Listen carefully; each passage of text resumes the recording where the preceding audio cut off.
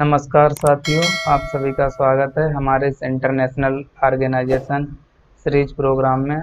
आज हम लोग उसके 8 सेशन के बारे में चर्चा करेंगे, जिसमें हम लोग दो महत्वपूर्ण संगठनों को लेकर चर्चा करेंगे। पहला है ट्रांसपेरेंसी इंटरनेशनल और दूसरा है ग्रीन पीस इंटरनेशनल। और इसके साथ ही हम लोग इनसे संबंधित जो भी एमसीक्यूज हैं उन पर भी नज़र डालेंगे। तो चलिए सेशन शुरू करते हैं। आज के सेशन में पहला संगठन है ट्रांसपेरेंसी इंटरनेशनल। सबसे पहले हम लोग ये देखेंगे ये क्या है। तो ये एक अंतर्राष्ट्रीय गैर सरकारी संगठन है जो भ्रष्टाचार के कारण होने वाली गतिविधियों को रोकने के लिए कार्य करता है। तो ये आपको ध्यान रखना है। इसकी स्थापना भी आपको ध्यान रखनी है, 1995 में हुई थी। दूसरा, इसका सचिवालय आपको याद रखना है बर्लिन में है, जो जर्मनी। अब इससे संबंधित जो कुछ मुख्य बिंदु हैं वो भी आपको ध्यान में रखना है। पहला है ये UNESCO national global compact, UNESCO consultative status, संयुक्त राष्ट्र सतत विकास समूह का सदस्य है। ये भी आपको ध्यान रखना है। दूसरा जो मुख्य बिंदु है ये है प्रतिवर्ष। ये आपको यहाँ पे फोकस करना है, प्रतिवर्ष है ना कि द्विवर्ष। प्रतिवर्ष वैश्विक भ्रष्टाचार सूचकांक जारी करता है। ये एक रिपोर्ट है, ये आपको ध्यान रखनी है।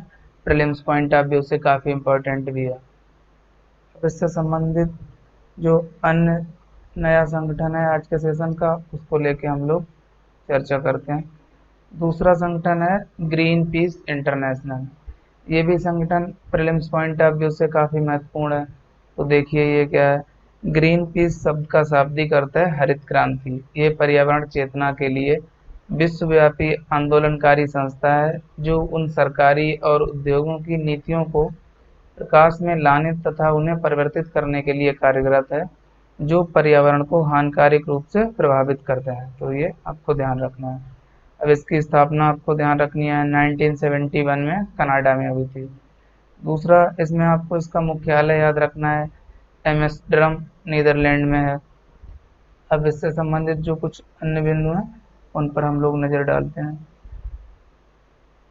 पहला है इसमें ये नाभिकीय हथियारों के प्रसार, व्हेल संरक्षण, तटीय तेल बहाव तथा समुद्रों में रेडियो सक्रिय अपशिष्ट निपटान तथा प्रदूषण के कारण जीवों को होने वाले खतरों का विरोध करता है। दूसरा, इसकी सह संस्थापक डोरिथी एन्नी रेबिनोटेज थी। ये भी आपको ध्यान रखना है।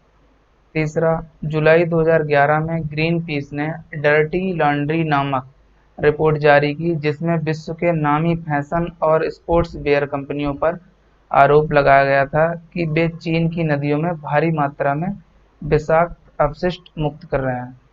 तो ये आपको ध्यान रखना है। अब इससे संबंधित जो कुछ अन्य बिंदु हैं उन पर नज़र डालते हैं। चौथा, इसमें जो मुख्य बिंदु है, वर्ष 2013 में इसने डिटॉक्सिफिकेशन नामक अभियान छेड़ा या शुरू किया।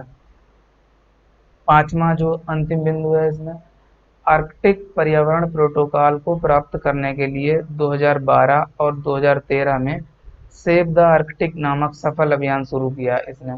तो ये भी आपको ध्यान रखना है, प्रीलिम्स पॉइंट ऑफ व्यू से ये अभियान काफ़ी महत्वपूर्ण है।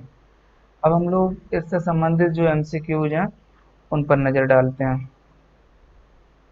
पहला जो सवाल है इसमें ग्रीन पीस इंटरनेशनल को लेकर है। ग्रीन पीस इंटरनेशनल का मुख्यालय कहाँ है, तो आपको ये बताना है। पहला इसमें ऑप्शन है एम्स्टर्डम, और दूसरा न्यूयॉर्क, तीसरा पेरिस और चौथा इनमें से कोई नहीं। तो अभी हम लोगों ने देखा था कि इसका जो मुख्यालय है वो एम्स्टर्डम है जो नीदरलैंड में। तो इसका जवाब ए होगा, तो आपको याद रखना है। अब इससे संबंधित हम दूसरे एमसीक्यू पर आते हैं। दूसरा सवाल ट्रांसपेरेंसी इंटरनेशनल के बारे में। ट्रांसपेरेंसी इंटरनेशनल के बारे में निम्न कथनों पर विचार कीजिए। पहला कथन है इसका सचिवालय बर्लिन में स्थित है। दूसरा, ये द्विवार्षिक रूप से, यहाँ पर रूप से लिखना, वैश्विक भ्रष्टाचार सूचकांक जारी करता है। अब आपको बताना है कौन से कथन सत्य हैं। पहला केवल एक, दूसरा केवल दो, और तीसरा एक और दो दोनों, और जो लास्ट ऑप्शन है ना तो एक और ना तो दो। तो अभी हम लोगों ने देखा था कि इसका मुख्यालय बर्लिन में है, ये तो ठीक है। दूसरा, अभी हमने बताया था आपको, ये प्रतिवर्ष ना कि द्विवार्षिक, प्रतिवर्ष रूप से वैश्विक भ्रष्टाचार सूचकांक जारी करता है। तो ये तो गलत होगा ऑप्शन, तो इस प्रकार इसका जवाब ए होगा। तो साथियों, आज के सेशन में बस इतना ही। कोविड 19 के दौर में आप सभी लोग अपना ध्यान रखिए। तब तक के लिए गुड बाय।